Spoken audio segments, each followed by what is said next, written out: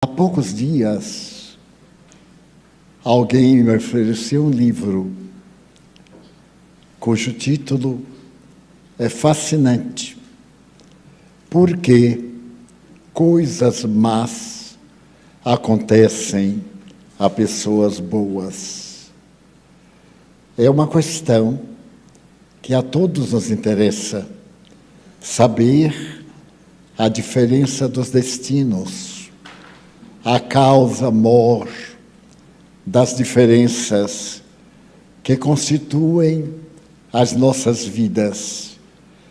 E essa questão deu lugar ao nascimento da filosofia.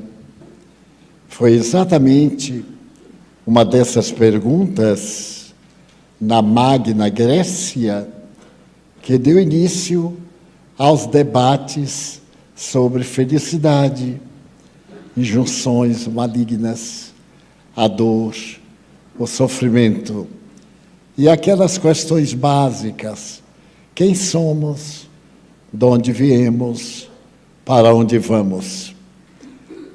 Depois de ler o livro e meditar, porque merece muita meditação, comecei a imaginar por que pessoas boas, que não são poucas, invariavelmente experimentam grandes provações, e pessoas más, mentirosas, traiçoeiras, venenosas, progridem a olhos vistos, investem no lado errado da vida e sai-se bem. É aplaudida essa personalidade, considerada modelo para os veículos de comunicação.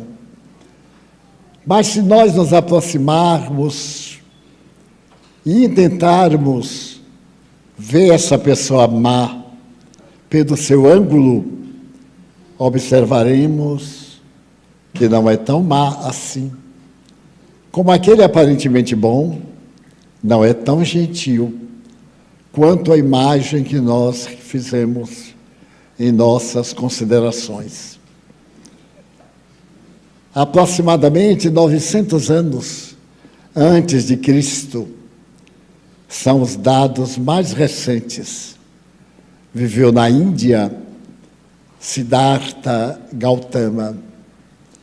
Siddhartha Gautama, como todos sabem, nasceu numa área muito fértil, muito feliz. Seu pai era o governador da região e ele era filho único. Os deuses anunciaram a sua vinda e informaram que era um anjo que descia do Altíssimo para iluminar a terra. Seria a grande luz da Ásia. E o menino, num palácio faustoso, foi criado com todas as benesses que a fortuna propicia. Mais tarde, um sensitivo, diante da deusa protetora de Siddhartha, anunciou que ele seria uma vida especial, feliz, desventurado, feliz. E seu pai, temendo que ele fosse vítima de bandidos que graçavam na região e das surpresas naturais da sorte, concedeu ao filho tudo aquilo que o dinheiro pode oferecer. Entre as tais, uma educação refinada na música, na meditação. Siddhartha casou-se muito jovem, aos 15 anos de idade. Teve filhos e sentia na alma uma melancolia inexplicável. Ele dispunha de um harém com muitas mulheres, mas era fiel à sua esposa original. era fiel à tradição búdica, que naquele tempo tinha um nome diferente. E desejava fazer todo o bem possível. Mas o seu pai, que era muito poderoso, freava-o na medida do possível. Elegeu para ele amigos especiais, servos devotados. E entre esses, um ancião que era muito sábio e que aconselhava o jovem nos seus momentos de melancolia. Quando ele completou 14 anos, aproximadamente, ele pediu ao seu mentor, que era aquele ancião, que desejava conhecer a cidade. Morava na periferia, em um palácio muito rico, próximo às águas de um rio, e desejava conhecer a cidade. Desejava ver gente, mas não apenas gente feliz, como aquela que habitava o palácio e parecia feliz. O pai aduiu e o seu mentor convidou para fazer uma visita à cidade. Ele possuía um animal, um cavalo, chamado Cantac, ao qual se atribuíam dons superiores ao animal. Então, montando no seu cavalo e sob a mão firme do seu mentor, ele saiu pela porta principal do palácio e foi para a cidade. A cidade era modesta e banhada pelo rio generoso, que tanto oferecia a pesca, como também o sepultamento das cinzas dos mortos. Na primeira viagem próxima ao templo, ele viu pessoas muito idosas, arrastando as suas necessidades. E então perguntou, por que eles estão assim? Olha meu corpo, como é belo. E, no entanto, eles estão tão desgastados. O que é que acontece? E o sábio lhe disse, filho da luz, a nossa tendência é a permanente transformação da vida. A cada instante, o universo se modifica.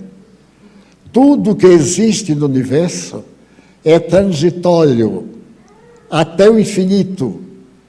Ele diz mais, que fizeram essas pessoas para estarem desesperadas sob o guante da lepra, na miséria econômica, em famílias desajustadas.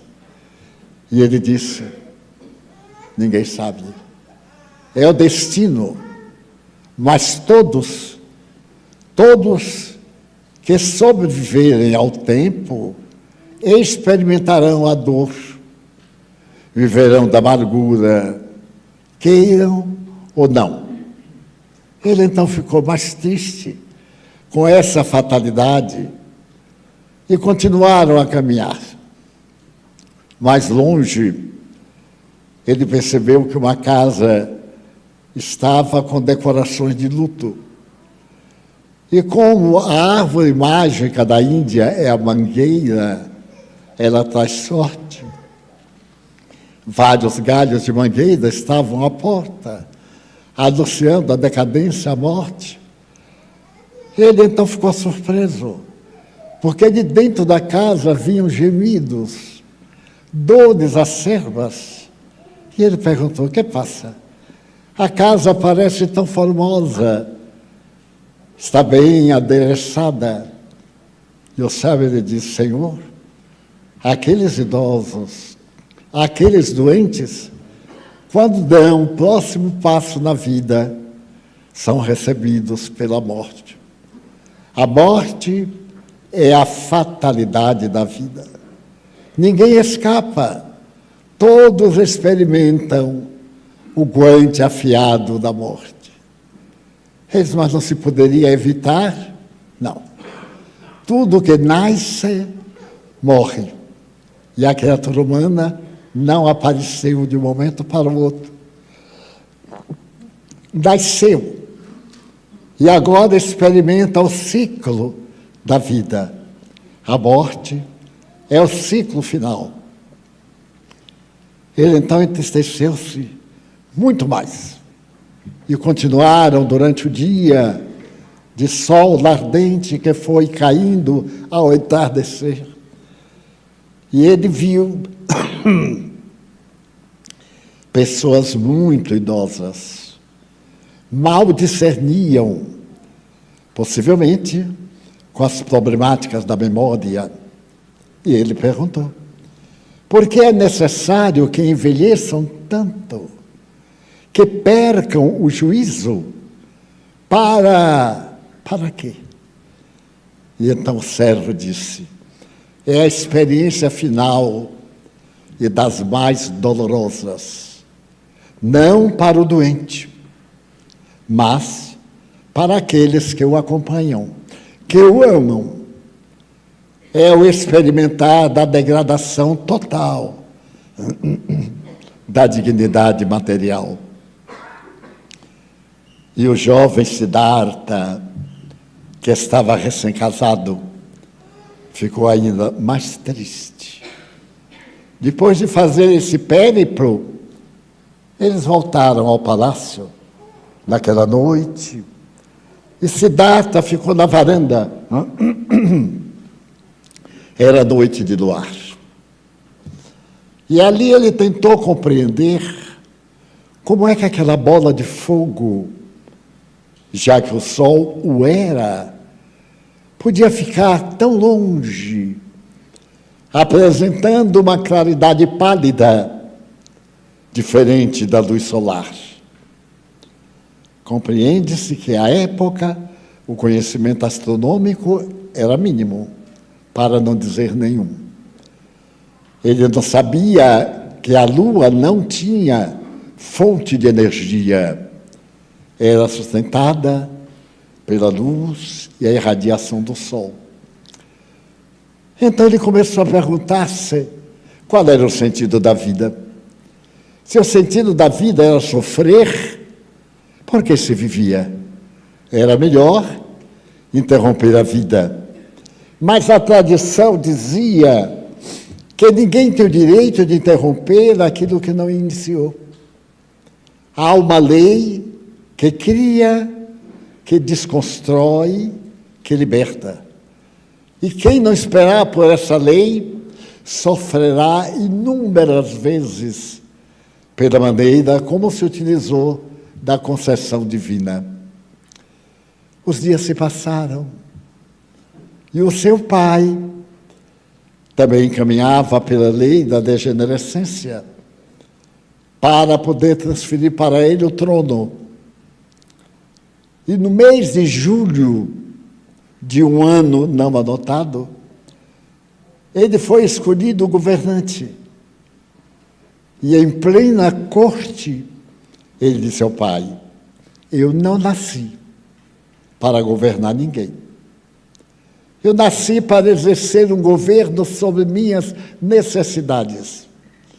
Então, eu cedo meu lugar ao herdeiro número 2. O pai insistiu, porque tinha por ele uma afeição especial, mas ele era imbatível nos seus desejos, nas suas realizações. E pediu ao pai para fazer uma viagem ao sul da Índia, onde viviam os Mahabharatas, aqueles homens que se iluminavam e entravam no reino da luz. O pai aqueceu. E com o seu servo iluminado, ele abandonou as propriedades, deixou tudo para a sua família e se foi. Começa a jornada. Ele experimenta a fome, que não sabia o que era, a sede, a insônia, o medo, porque tinha que dormir nos descampados. A ninguém pedia ajuda.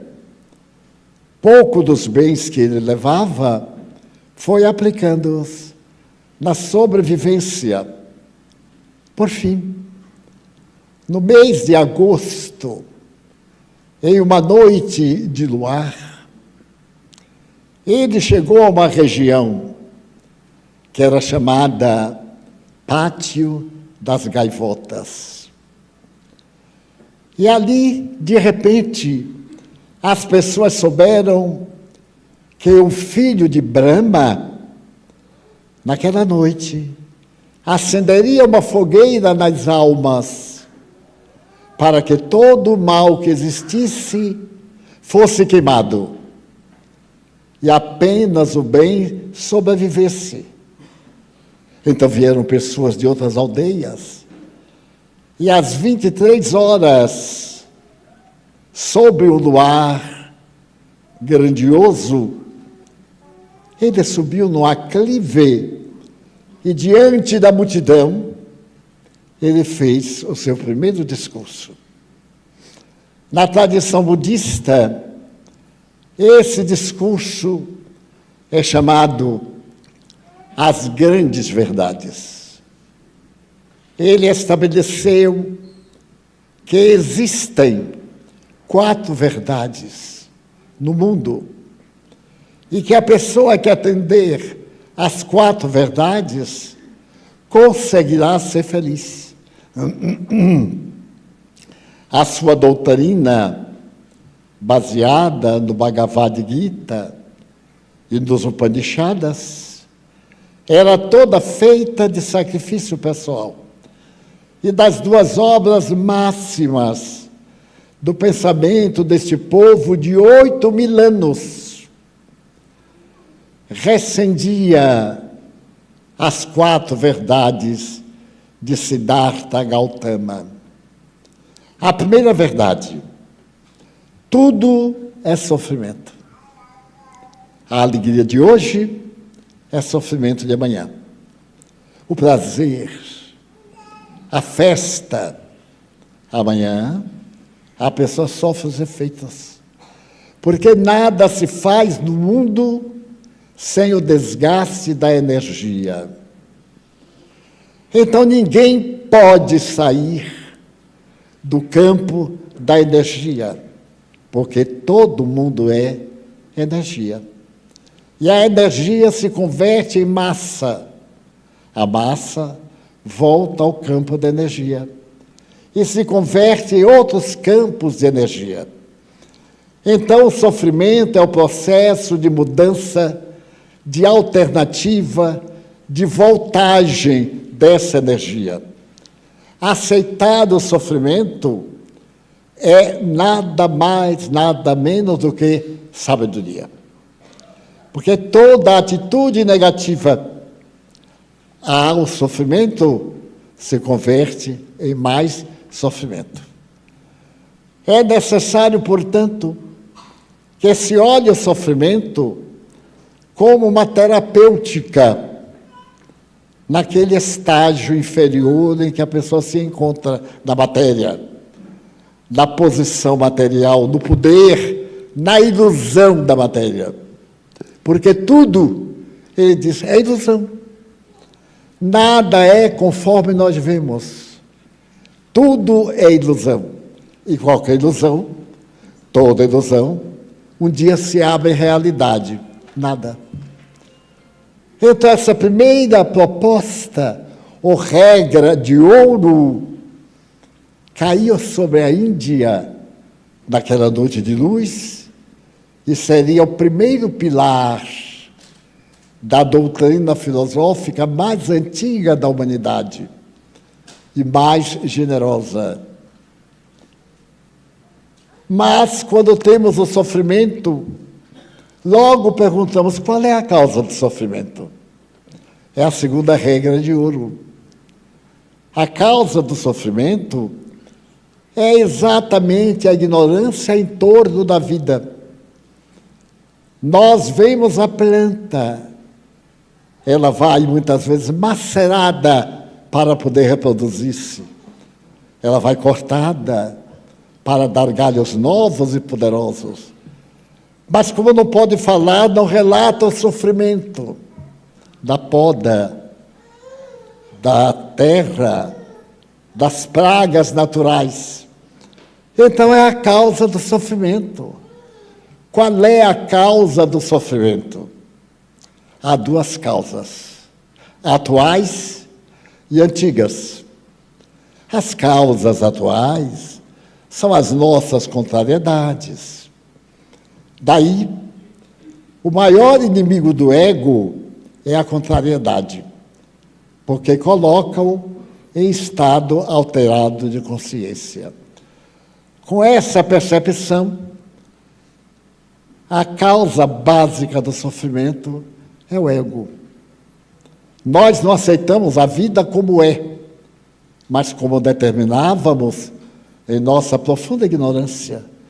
Porque aquilo que para mim hoje é fundamental, talvez hoje mesmo mude de sentido. Quantas paixões, quantos Romeus e Julieta. E a ilusão do suicídio. Então, descobrindo as causas atuais, será que existem causas remotas? Sim. Porque antes de ser o que somos, já fomos. Então, por exemplo, eu sou o somatório de várias experiências. Essas várias experiências deram-me o galardão da personalidade. É o aluno numa classe adiantada que passou por várias classes que o aprimoraram para a etapa final. Então, as causas remotas têm de ser removidas para que as causas atuais não compareçam em forma de desgaste. Aí vem a terceira grande verdade, apresentada por ele. Já que a dor é o caminho do sofrimento, para o qual todos estivemos e estaremos na Terra, é necessário compreender que se nós aceitarmos a dor como uma benfeitora, ela se torna benfeitora. Porque tudo que existe depende do nosso pensamento. Nós temos na medicina os medicamentos placebo. E na história da AIDS, eu li um livro muito interessante, escrito por um americano que foi portador de AIDS. Ele conseguiu o que mais tarde o coquetel veio realizar terapeuticamente. Ele conseguiu com o pensamento. Ele procurou, desde os primeiros sintomas, a dizer que aquilo era da imaginação. E como era imaginação, ele mudava de imaginação. O bacilo continuava devorador dele. Quando então apareceu um produto que libertava em um mês da degenerescência, principalmente do aparelho digestivo, aquelas aftas da língua ao estômago, uma ferida só. E então ele procurou um médico que fazia a propaganda. E o médico lhe disse, em uma semana, você estará bem. Apresentou todo o histórico, foi nos Estados Unidos, e ele fez toda a terapia com devotamento. Ao fim de um mês, ele teve alta e voltou para Cleveland, a cidade, o estado em que morava. Nesse ínterim, um grupo de pesquisadores provou que o remédio era falso e que aquilo era um bluff. Então foi um horror, porque todos os doentes que estavam bem voltaram a ter a AIDS. Ele mesmo teve uma crise e voltou desesperado ao médico. E o médico perguntou se ele tomava os remédios regularmente. Tudo. Mas como votou isso? A ciência acaba de provar que o remédio é um blefe. Então, é natural que eu estava me enganando a mim mesmo. O médico olhou para ele e percebeu que a sua problemática era infinitamente do pensamento. E disse-lhe, bem, realmente, a dose que você tomou do remédio tinha um caráter especial. O remédio, por se tratar de várias doses até um mês, deve ficar a tantos graus congelado. Somente retirar-se a dose da necessidade. E o seu não teve essa providência. Mas agora eu tenho, lá do consultório, o remédio sob cuidados especiais. E amanhã nós vamos recomeçar seu tratamento. Ele animou e no dia seguinte começou as injeções. 20 dias depois, teve alta. Ele dizia, eu bem sabia que isso ia salvar a minha vida. Menos de um mês, a Organização de Saúde Americana proibiu o uso do remédio. E os jornais, como sempre, ou os veículos de comunicação, fizeram alarde. E quando o médico leu, disse, meu Deus, ele vai ter uma recaída. E esperou que ele viesse, mas ele não veio. Uma semana depois, o médico entrou em contato com a família para saber como ele estava. O senhor ainda não soube? Ele morreu. Ele leu a notícia que a Associação de Medicina havia tirado o falso poder do remédio, teve uma parada cardíaca e morreu. Placebo. A imaginação. Todos nós, sem exceção, somos parceiros da imaginação. Daí nós temos a vida que optamos, que queremos. É a terceira nobre verdade. Pense alto, faça o bem e você viverá melhor. Daí passa para a quarta nobre verdade. Vale a pena não sofrer. E faça tudo no bem, porque não terá causa para gerar o sofrimento. E a doutrina de Buda recebeu esse epíteto para significar o divino, uma das maiores potencialidades. Nós, na língua portuguesa, não teríamos uma palavra para substituir exatamente. É como Mahatma Gandhi, palavra criada por Albert Schweitzer para o grande pacifista. E enquanto Gandhi acreditou também que a paz era possível sem matar, os indianos sobreviveram à grande noite da liberdade, sem derramar uma gota de sangue.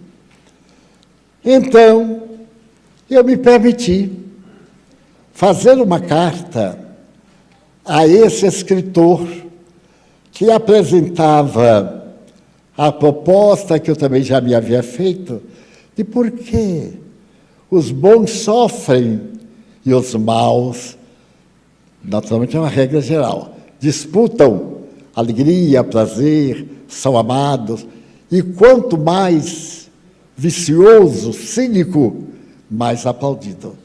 Porque há em nosso inconsciente uma válvula que a gente gosta da mentira, a gente gosta de ser iludido.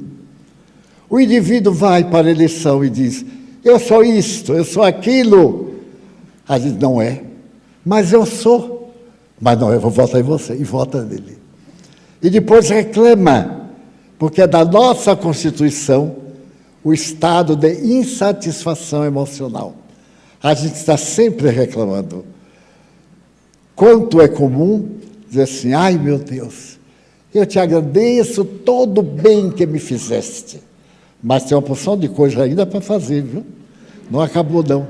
Ainda tem uns pedidozinhos para fazer.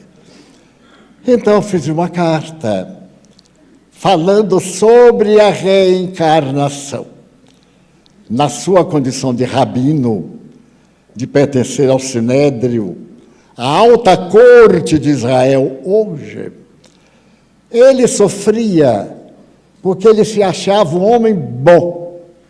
Ele nasceu na sociedade rabínica, foi educado, obedecia aos 666 códigos rabínicos, porque o rabinismo tem uma conduta para cada dia do ano. Imagine, Jesus nos deu só uma e nós não conseguimos. Jesus disse, basta amar. Ele tem 600 e ainda se atrapalha um pouco. E ele seguia todas, inclusive manteve a castidade até o matrimônio e mantinha as leis matrimoniais da obra básica. Como é que ele podia ter um filho que sofria de uma das piores doenças do mundo, em Nova York? O filho sofria de progélia. Progélia é uma doença incurável, em que a criança envelhece e nunca chega aos 15 anos. Então, com 2 anos, tem barba, se for menino, fala com o tom próprio dos adultos, passa pelas experiências biológicas de um adulto. Quando tem 10 anos, é um ancião. E quando chega a 11, 12, uma das doenças próprias da velhice mata-o. E então o rabino dizia, não existe Deus. Mas ele é rabino para pregar a presença de Deus. Não existe, porque nós somos tão diferentes. Por exemplo, pela manhã, na minha condição de sacerdote, eu vou fazer o batismo de uma criança que enriqueceu a família de felicidade. Há muita festa, eu participo das festas, e saio dali correndo para ir ao enterro. E às vezes a dor da família é tão grande que, embora já tenha ido a milhares de enterros, quase, eu também me comovo. Quando vejo o fim, aquele corpo que não se agita, mas ele está igual a como era, porque está diferente agora. O que é que falta nele? Ele teve uma parada cardíaca, muito bem, teve um coágulo cerebral. Por quê? Porque o corpo não é a vida. O corpo é uma vestimenta, que é uma energia, à semelhança da energia mental. Ninguém pode negar a energia mental. Estamos pensando, ouvindo e pensando, que a semelhança da energia mental tem independência, cria, descompõe, faz o que lhe apraz e não pode ser controlado. Já pensaram quando a gente quer controlar um pensamento que se torna uma monoideia, um estado esquizofrênico? O pensamento nos domina, porque ele é de uma fonte diferente da matéria.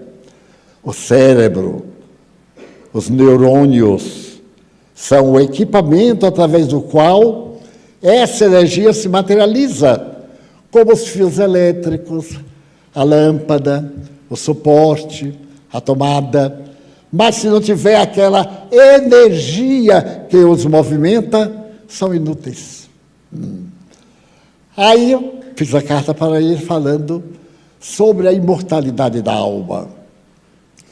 E que aqueles que hoje são bons, ontem foram maus. A vida tem essa sucessão de acontecimentos.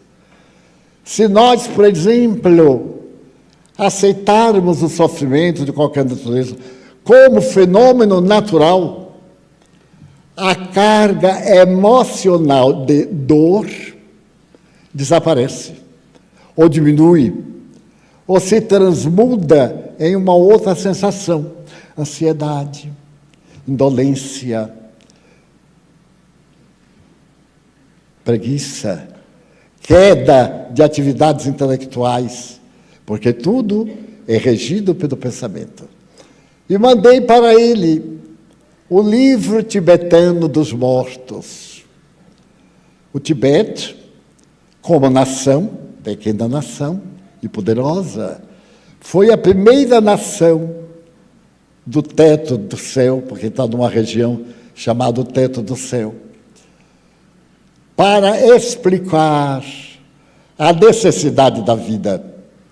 A vida é um sopro, a vida física é um sopro, mas a vida é a tempestade contínua.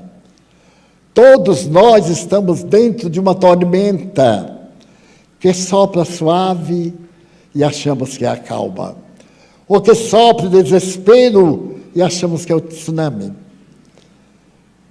Ao comparar e ao confrontar, nosso estado emocional estabelece a paz ou o desespero. Expliquei para ele que a reencarnação é o único modelo para explicar, porque pessoas boas estão resgatando o mal que fizeram quando eram más. E pessoas más que ainda não resgataram esse mal, vêm e padecem. Nós tivemos aqui um dos casos que mais me impressionou. Um rapaz, numa cidade nossa, uma cidade muito problemática, ele era todo deformado, a cabeça ficava no chão e o corpo para cima. Devem lembrar-se que a jornalista Ana Land trouxe e escreveu um livro sobre ele. Ele é de uma inteligência incomum. Quando nasceu aquele monstro, a mãe jogou-o fora pela janela aberta. Mas na cidade, nessa região, exclusivamente nessa região, essa degenerescência é muito comum. Como se tivesse uma maldição. E todos sobrevivem. Nós morremos de gripe. Eles têm uma degenerescência total do sistema nervoso, do sistema ósseo. Vivem, casam, procriam. Mas como? Vida. Vida, dizia Platão, não se define. Vida. Existe. E pronto. E Aristóteles, que eu acho muito bonita a forma, ele diz que tudo aquilo que se move é vida. Você quer saber se é vida? Olha aqui, mas não se move. É plástico, é mistificação. Mas se começar a mover, uau, é vida. Agora tem que se descobrir qual vida. Mecânica, elétrica, biológica não pode, porque não é constituída de células, células vivas e assim por diante. E mandei-lhe a carta.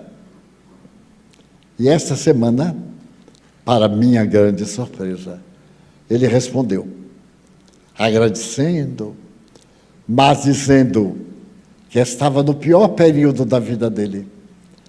Porque o filhinho de 8 anos, ele não podia abraçar, era um homem de 60, com todas as características de um homem de 60, até a cárie dentária era de um velho.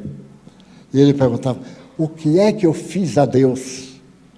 Você fez algo, mas o autor é o filhinho que volta agora, incapaz de fazer os males que praticou anteriormente.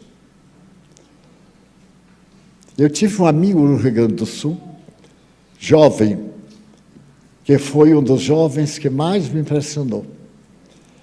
porque ele era de uma família modesta, era espírita, aos 18 anos, era de uma inteligência extraordinária. Formou-se, construiu família, teve 5 filhos. Eu me hospedava com a família. E um dia, ele me disse: Divaldo, eu tive um sonho. Tive um sonho que eu estava paralítico da perna esquerda. E eu tentava caminhar, mas não sentia a perna. A perna não existia. Eu fiquei impressionadíssimo. Eu também fiquei. Porque eu havia lido um caso em Seleções do Reader's Digest, naquela semana, a respeito dessa paralisia progressiva, também chamada ELA, ou tem outro nome. E a tragédia é cada dia um pouco pior, até a morte. Então, conversei com ele e disse: bom, hoje há recursos fabulosos, confortei-o, mas desse consolo que são só palavras. Passaram os tempos, eu voltei a Novo Hamburgo, e voltei, ele já estava totalmente paralítico. Mal movia os lábios, com muita dificuldade. Alimentar-se com o canudo ou fazer a alimentação diferente. E então, nessa noite, eu fui me deitar muito preocupado. Dizia: mas que horrível! Um homem com 30 anos, morto. A gente tocava, ele não sentia. Tinha aquele corpo enorme, perfeito. Não tinha uma ferida, não tinha uma marca, não tinha nada. Tão real, tão perfeito, tão saudável como antes. E então, para ele falar, era muito difícil, mas eu fui decodificando, conversamos. Eu apliquei-lhe um passe e fui deitar. Às certas horas da noite, ele estava desprendido do corpo. Ele, Pedro Reis, estava fora do corpo e foi me visitar no quarto vizinho da sua casa. Eu também estava fora do corpo. E então, quando eu o vi andando, eu disse: Pedro, recuperou? Ele disse: não, aqui é o meu corpo espiritual. O paralítico está lá deitado. Eu estou aqui em espírito. E me levou para ver a sua reencarnação passada, que eu não irei contar. Era atribulada, perversa, de uma crueldade que a imaginação da gente não pode conceber. E quando eu acordei, ainda via aquele severo vingador da humanidade, e na hora do jejum eu fui ao seu quarto conversar com ele, e ele me disse assim: sonhei com você, com muita dificuldade, mal enunciava as sílabas. Ele disse: mas eu sonhei com a sua vida passada, e você não vai ter outra alternativa senão me ouvir. Você sabe que todos nós, a esposa ao lado, os 5 filhos, era tão engraçada a família que a mãe colocou dos filhos um número, porque eram 5, às vezes ela se atrapalhava. E tinha um que eu gostava muito, porque ele errava meu nome quando pronunciava. E eu ajudava ele a errar mais, porque quando a criança erra, para mim, é uma beleza. Eu tenho um mau hábito de estimular no erro. Aí depois eu digo: aí eu corrijo. Então eu chamava, ele era 3, número 3. E estavam todos 5 ali ouvindo. E eu ia narrando suavemente, tentando o terreno e observando. E ele foi empalidecendo, muito pálido. Depois começou a ter um tremor. E eu continuei a contar. Eu digo: Deus é justo. Você vai morrer como eu também vou morrer. E você vai depois, agora, correr aqui em Novo Hamburgo, aí na quadra e tal, e estará paga a sua dívida. Depois que eu terminei, ele chorou muito, e eu também. e disse, por fim, com muita dificuldade, que tudo aquilo era verdade. Ele recordava totalmente daqueles acontecimentos, mas supunha que era a sua imaginação. Ele disse, em pequeno, eu me lembro quando eu entrei a cavalo numa aldeia e incendiei a aldeia. Mas na minha mente infantil, eu fui colocando a dor durante a vida inteira. Eu ia sonhando mais, e o momento em que eu ia reencarnar, o espírito guia me perguntou, como é que você quer pagar? Pagar de uma vez, expiação ou etapas? Tem uma etapa, morre cedo, tem uma doença dolorosa, morre. E eu, com muito sacrifício, disse de uma vez. De uma vez. Era o que eu desejava saber sobre a resignação dele, porque nunca se queixou. Como ele era um excelente contabilista, no começo da doença, ele dava muitas aulas em Porto Alegre, alunos vinham para ele completar as aulas. Era um gênio impressionante. Ele desencarnou.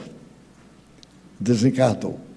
E a esposa, também o espírito de Skol, 5 filhos. Ela reuniu a família e disse, agora eu vou ser Pedro e fulana.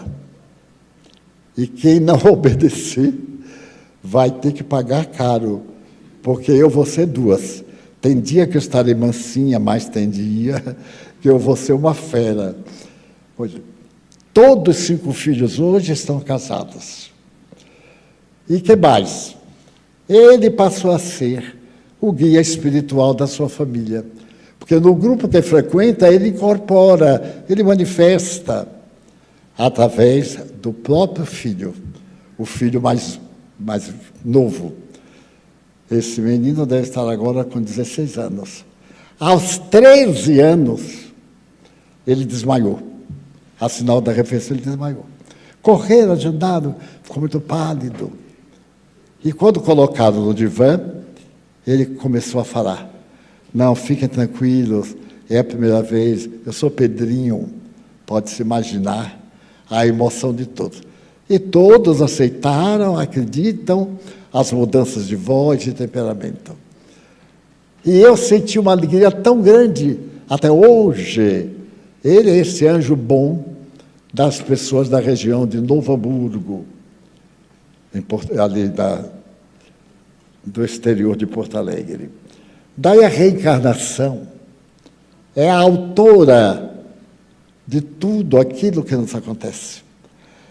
Então eu tenho encontrado pessoas que são médiums e me dizem assim, eu não gosto de ser médium. Eu também não gosto. Mas como não tem jeito, eu prefiro estar a favor do que contra. Viver ajudando os outros. Eu digo, mas você está aborrecido porque está ajudando? Eu digo, se prepare porque você ainda vai pagar um pouquinho. Hoje Deus deu um instrumento fantástico. A pessoa chega chorando, desesperada. Você anima, levanta o ânimo, salva do suicídio. Está achando ruim? Que cara ordinário você é. Quer dizer que você atende a mediunidade porque há um fator da mediunidade que obriga a gente a proceder bem. Sabe o que é?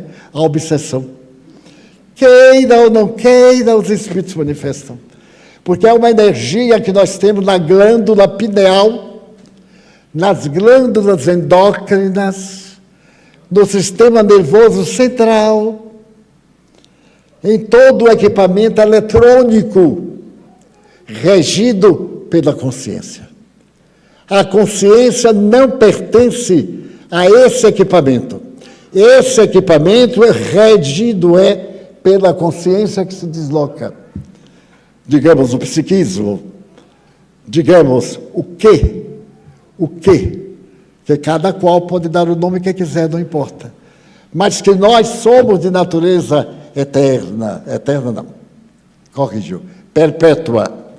Eterno é o que não teve princípio nem tem fim. E nós tivemos um princípio. Nós nascemos, nós fomos criados. Princípio. Deus não, Deus é eterno. Às vezes, eu vou abordando essas questões da teologia espírita, e quando eu digo, não, Deus não foi criado. Eu digo, e como é que ele foi? Porque são coisas muito complexas. Ele, de repente, apareceu. Então, antes dele aparecer, não tinha Deus? Aí eu digo assim, bem baixinho, cala-te, consciência perversa. Ele sempre existiu. Agora, que pena que eu cheguei bem tarde. Eu já cheguei quando o povo estava pagando. Não, passei pelas imensas manifestações da vida, pela moneda, pelas primeiras partículas da intimidade das águas, depois da formação vegetal, os musgos, toda a flora, depois os peixes, os batráquios, e aí vou, quando eu chego a deixar de ser peixe e me torno um batráquio, detesto jacaré, então eu não fui jacaré. Acho horrível aquele bicho, terrível. E ainda mais quem gosta de jacaré, eu detesto mais do que o jacaré. E agradeço a Deus que o jacaré ainda achou quem goste dele. Isto é, nós obedecemos a uma escala. E hoje, eu sou melhor do que ontem. Sem nenhum pudor, sem nenhuma presunção. Porque eu guardava mágoa. Bastava a pessoa me olhar zarolho, eu já dizia que perca os dois olhos. Agora não. A pessoa me olha mal e digo assim, tenho que conquistar.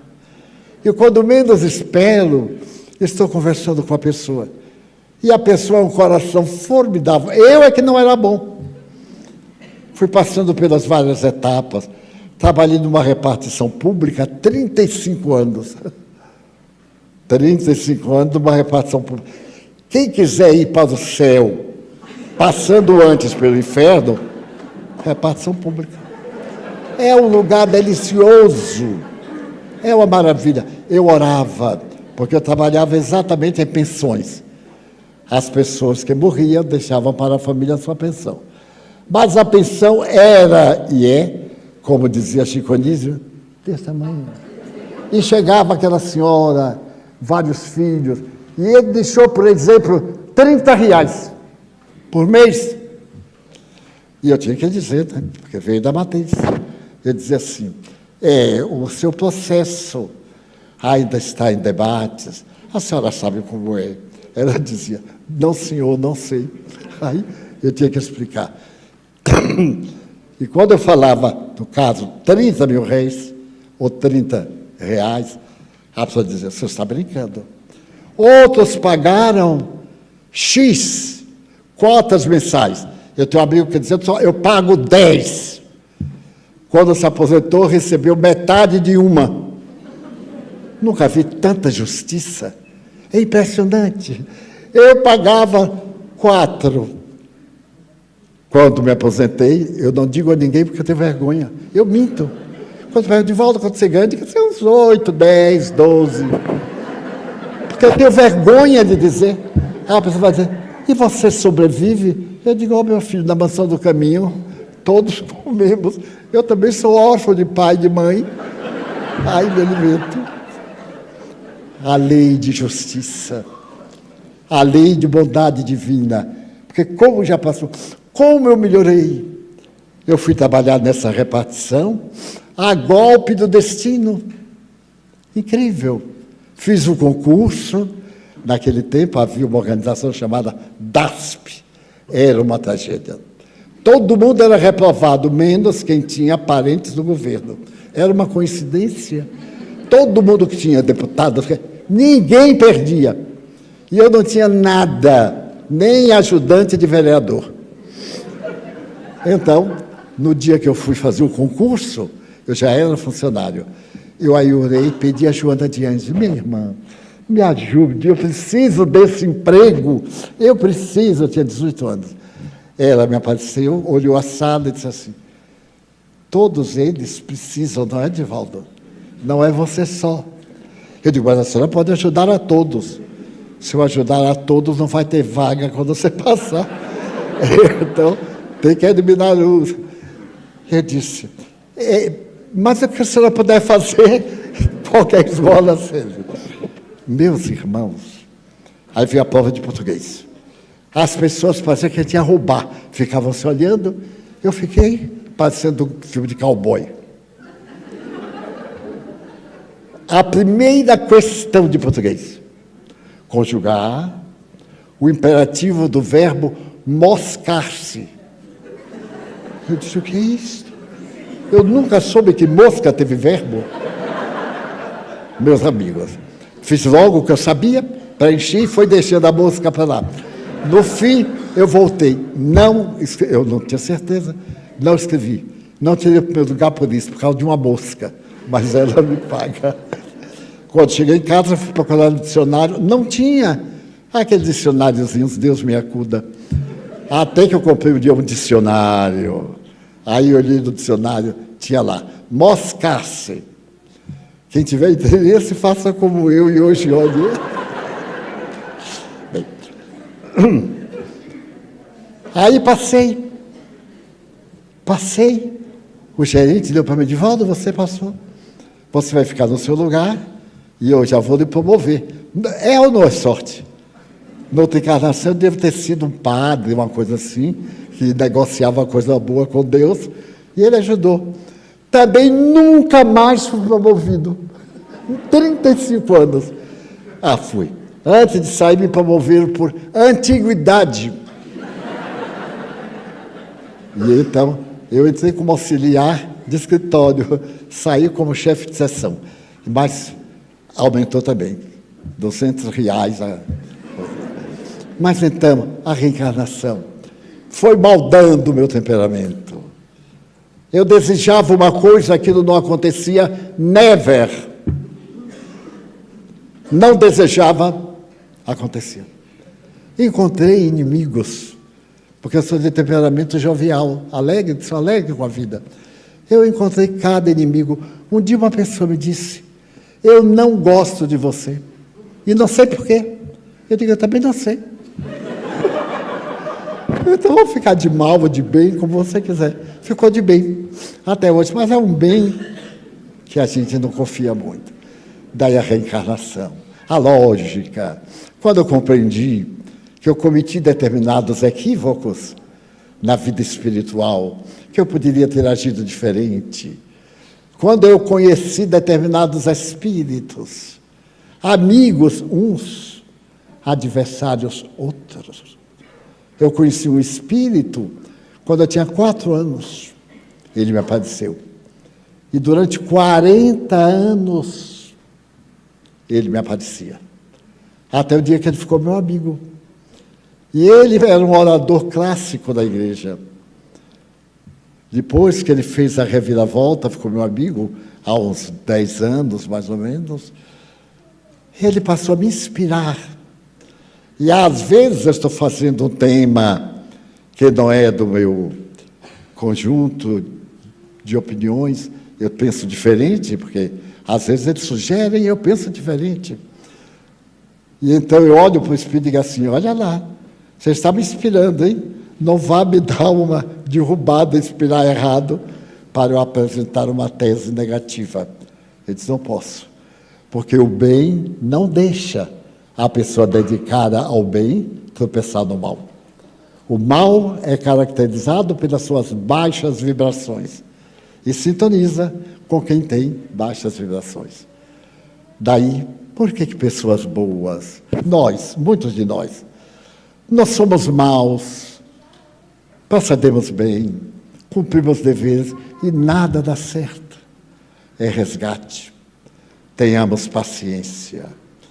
Quando Chico Xavier foi visitar José Arigó, aquele médium que realizava curas com um canivete e uma lata de goiabada, onde ele botava os instrumentos, todos enferrujados, tirava a córnea, ou melhor, fazia cirurgia de córnea em 10 segundos, de costas.